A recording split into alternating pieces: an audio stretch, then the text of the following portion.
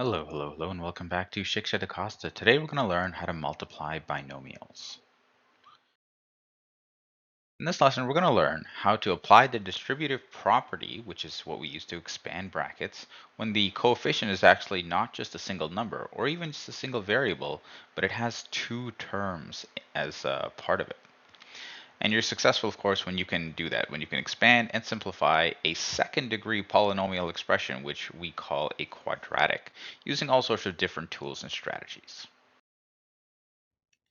To get our minds thinking about this in the right way, we're going to explore this idea called algebra tiles. So using algebra tiles, you're going to draw a diagram, and then you're going to express the area of that diagram, or the area of the rectangle that we will make with that diagram, that is using this algebraic expression. So what do I mean by that? If you already know how to use algebra tiles, you can go ahead and pause the video here and see if you can complete these three questions or fill in these three, and then you can resume the video when you're done. Okay, well, if you're able to do that, then fantastic. If not, well, then this is how you draw a diagram using algebra tiles. So here we have x multiplied by in the brackets x plus 1. So how would I draw that using algebra tiles? Well, because this is two things being multiplied, and because I know that a rectangle also is two things being multiplied, length times width, I'm going to draw a rectangle. One of these is going to represent the length, and one of them will represent the width. So for example, this is what an X algebra tile looks like. It's got a certain length, and we're not sure how long it is. It's got a width of 1. And here is another X tile. These two are the exact same in sort of length, and their width is also the same, just 1. And this is what a 1 algebra tile looks like. So in other words, this is X, and this is X plus 1. So if I were to draw a rectangle in here, the area of this rectangle would be the same thing as, to find out the area, I would just have to do x times x plus 1. And the reason we use algebra tiles is because now to find the area of this rectangle, if I made a cut along whenever there was a break, so like for example right there, I've broken it up into two shapes, and these shapes it's pretty easy to find the area of, right? So this one right here, x times x, would just be an area of x squared, and this would be 1 times x, which is just x. So the answer, what is the area of a rectangle? Using an algebraic expression, of course we don't know the actual area of this because there are unknown variables, but the area could be represented by combining these two shapes, x squared plus x. And an algebra statement would just be sort of the summary of this. X times x plus 1 is the same thing as x squared plus x. So if we take length times width, we would end up with this area, and that area is equal to the length times width itself. So this is just a brief introduction to algebra tiles because we're going to be using algebra tiles throughout this exercise. Before we get there, though, we have one more thing that I'd like you to investigate. Using technology like Desmos, I would like you to go ahead and graph these two algebraic expressions. So you can pause the video here while you switch apps or whatever and go ahead and do that. You don't have to use Desmos. If you have a graphing calculator, that would work as well. But of course, Desmos would be the best. And once you're done, you can go ahead and resume. Okay, so hopefully you got to see that these two graphs create something like this. This is y equals x plus 4 times x plus 2, and this is y equals x squared plus 6x plus 8. What do you notice? What is your statement in mathematical notations regarding what you found out here? Hopefully you saw that, hey, this graph looks the same as this graph. Look, all the points are the same, 0, 8, 0, 8, negative 2, 0, negative 2, 0. All of these points are the same. And in fact, the mathematical statement that I make, or that I might make, is that these two, they create the same graph, so they must be equal. If these two are equal, how could we take an expression like this and turn it into an expression like this? That's what we're going to be exploring in this lesson, how to expand and simplify a quadratic expression.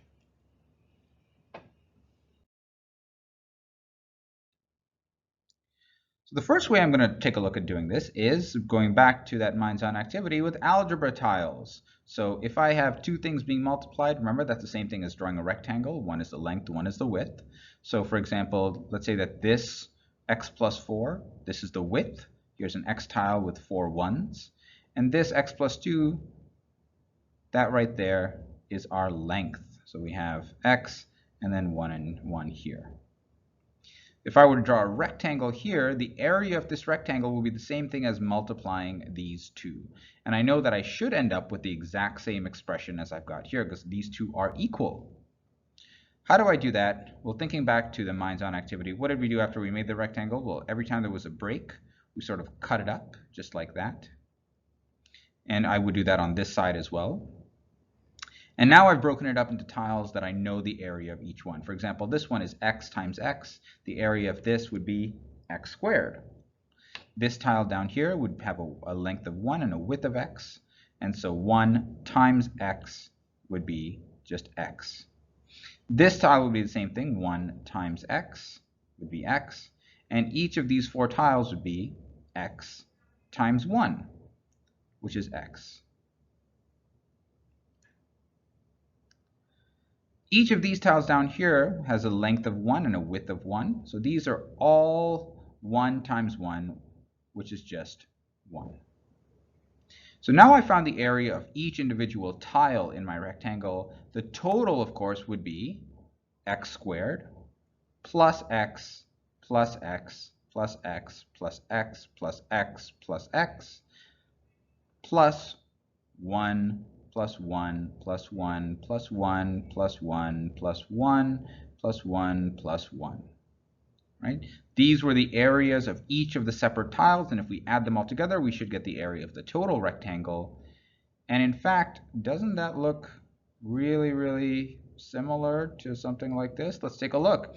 Well, we have x squared here, and didn't we have an x squared in our expression here?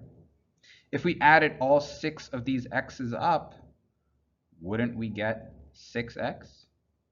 And if we added up all the 1's, well, there's 8 of them, so 8 times 1 would just be plus 8. And so in fact, yes, the multiplication of these two, the algebra tiles show us that that does give us an expression that's exactly equal to this.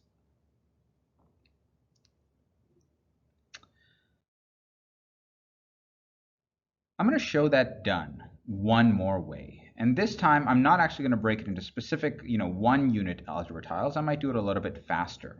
So for example, here, x plus 4, I have x, and then I have another length, and I'm going to say that this is 4 units. I haven't measured anything. I'm just going to say that this is 4, and for the width, or I guess this would be the width, and this is the length, it would be x plus 2. And I've just made it a little bit smaller, but this is not twice the length of this. It's just a not to scale diagram that I'm created. The rectangle in the middle, I can still break it up along these two lines. And now I only have 4 tiles instead of, what was it, 15 or so to add up. Here I only have 4, which should make my job a little bit easier. So the area of this tile is x times x, which is x squared still. Okay. This tile would be 2 times x, and 2 times x is just 2x. So this has an area of 2x. This tile has an area of 4 times x, which is just 4x. And this tile has an area of 2 times 4, which is just 8. And so if I want to find the total area, that would be the same thing as doing x plus 4 times x plus 2. That would give us the area of this rectangle. The total area, I would just have to add up these 4. So x squared, I've got 2x. This one is 4x. This one is 8. And if I add these all up, well, these two are like terms. So 2x plus 4x would give me, so I've got the x squared here, 2x plus 4x does give me 6x. And how did I get 2x? I did x times 2. I took the x from the first term and I multiplied it by the 2 from the second term. This tile right here has an area of 4x, and remember how did I get that? I took the 4 from the first binomial, from the first pair, and I multiplied it by the x from the second binomial. That gave me 4x. And finally, for the 8, that's this tile right here, right? 2 plus 4 would get us 6x, Sorry, I'm getting a little bit ahead of myself there. So if I add these together, I get 6x, and you can see that this expression is starting to come together. And of course, that 8 is the same thing as this 8, and the way I got that was I took 4 and I multiplied it by 2. I took the last two terms in each pair and I multiplied those two together. And that's how I get this expression right here. Now, there's a little sort of code to how to make this expression to how to remember how to come up with this expression a little bit quicker. And that code is called FOIL. This means, how did we get this term? Well, I took the red and a blue x. Let's see, that's the red one, that's the blue one. These are the first two terms, and that's where we get f from. So this was achieved by multiplying the first two terms, the first term from this bracket times the first term from this bracket. How did we get 2x? We did 2 times x. These two terms were multiplied. And these are the outer two terms. These are on the outside. So that is where we get O from. How did we get 4x? Well, that was 4 times x. These are the inner two terms, and so that will have an I. And then how did we get 8? We did 4 times 2, and those were the last two terms from each bracket. 4 times 2. And that's what that code is, FOIL.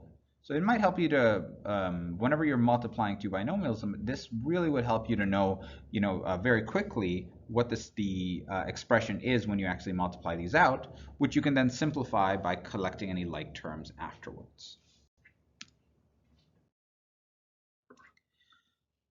Many problems in real life can be modeled using quadratics.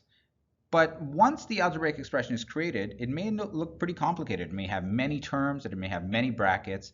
And when it does look like that, though, we do have to simplify it in order to work with it and make our lives a little bit easier. What does simplifying mean? It means expanding all the brackets, collecting any like terms, and then rearranging the terms so that it's in order from the highest exponent or degree to the lowest. So, for example, when you're multiplying two algebraic expressions, how do you do that? You multiply each term in the first expression by each term in the second. And if there's only two terms in each, because that's what we call a binomial. And today we only looked at binomials, expressions that have only two terms in them. And to expand binomials, it follows that exact same rule. You multiply every term in here by every term in here, and then you add that all together. With two binomials, the hint to remember it is FOIL. So F stands for first. So in this case, this would be A times C, and then O for outer two terms, A times D, I for inner two terms, that's B times C, and L for last two terms. So the last term in this bracket and the last term in this bracket, that would be B times D. And you just add these all together. If any terms end up being like terms, you can combine them at this point.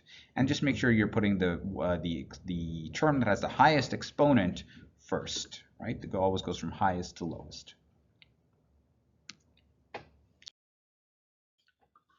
In this example, we're going to convert this to something called standard form. So here we have two factors. This is a quadratic relationship. It's in factored form. It doesn't look like a quadratic because there's no squared term. But we can see that if we take this and we start using FOIL, so that's 2x times 3x. O is outer two terms, so that's 2x times 2. I is inner two terms, so negative 1 times 3x. And L is the last two terms, so negative 1 times 2. Once we do that, we can see that, this is actually going to create that x squared term. We do have to add these together once we're done, right? So now that I've written out what I have to do, let's actually start to evaluate it. 2 times x times 3 times x. Well, x times x would get us x squared, and 2 times 3 would get us 6. So that would be 6x squared. 2 times x is 4x. Negative 1 times 3 times x is negative 3x. And negative 1 times 2 is negative 2. In here, these two terms both have an x in it, so they are like terms, and we can combine them by adding the number in front. So 4 plus negative 3 is just 1. And we never really write 1 when it's in front of a variable. We just write the variable itself. So that's how you do it, folks. That's how you take an expression from what's called factored form, two binomials, and expand and simplify it into something called standard form. In this example, a bus company has 12,000 passengers daily. This is an example of a quadratic relationship in real life. Each customer pays $3 whenever they're taking the bus. Now, the bus company maybe wants to get some more money, so they increase the fare by 20 cents. But every time they do that, they think, okay, 1,500 of our passengers are going to say, that's too expensive for me, buddy. $3.20, no thank you. If they increase it another 20 cents, $3.40 now, another 1,500 passengers will say, no thank you, that's too expensive for me. So we're going to create an expression for the revenue of the bus company. In other words, how much money are they making? Right now, I want you to pause it and see if you can figure out how much money they're making right now before they do any fare increases. If your answer was 36,000, you are absolutely correct, right? 12,000 passengers per day, each paying $3 would be $3 times 12,000. That's what revenue is, how much money this company is making. Now, what is the variable in this situation? What can change? It looks like they are increasing the price, so they're increasing the fare, and they may do that again and again and again. So it says for each time they do that. So I think in this case, the variable is the number of times that they change the price, the number of price increases. Whenever you're modeling a situation, you always want to make a let statement where you define what the variable actually represents. So in this case, how do we calculate the fare? Well, it's $3 right now, but every time they increase the price, we will need to add 0.2. So it'd be $3 plus 20 cents times the number of price increases. If they increase it twice, that would be 20 cents times 2, which is 40 cents. If they increase it 10 times, that's an extra $2, 20 cents times 10. So that's the fare. But the number of passengers will change as well every time they increase the price. So the number of passengers will go down. So notice I have subtraction by 1,500. And that's for every price increase, for each one. So if I increase the price twice, then I will lose 3,000 customers. I will have to subtract 3,000.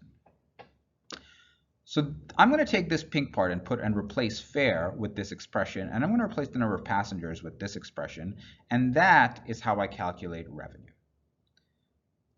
Now, this question has a very important key word. It has what I needed to do was create a simplified algebraic expression, not just any one. And this is not simplified because I still see some brackets going on here. So how do we make this expression simplified? We just use FOIL. So go ahead and try that yourself. Pause the video here, and once you're done, you can go ahead and hit resume and see if you got it right. So FOIL, let's see if your answer is correct. F is the first two terms, 3 times 12,000. O is the outer two terms, 3 times negative 1,500x. I is the inner two terms, 0.2x times 12,000. And L is the last two terms, 0.2x times negative 1,500x. And then we have to add all these together. So what do we get? 36,000 minus 45,000, because we're adding a negative. This will end up being a negative number. Plus 2,400x minus 300x squared. X times x would have gotten us x squared. Now notice that these two terms in the middle both have an x. Those are like terms. This is just a number, and this is x squared, so they're not like each other. But these two I can add. Negative 4,500 plus 2,400 would give me negative 2,100. Notice I also took this negative 300x squared and I moved it in front, and I took the 36,000 and I moved it in the back so that it's going from the highest exponent to the lowest. This is x to the power of 1, and this is actually, it's not written here, but it's x to the power of 0, which is equal to 1. So 36,000 times 1. This is why we don't write anything to the power of 0. And that's the equation for a simplified algebraic expression for the revenue of this bus company, depending on how many times they increase the price. If you like this video, please like, rate, subscribe, and join our mailing list. And you can find this lesson as well as practice questions, solutions, handouts, and more on our storefront. Thanks and have a great day.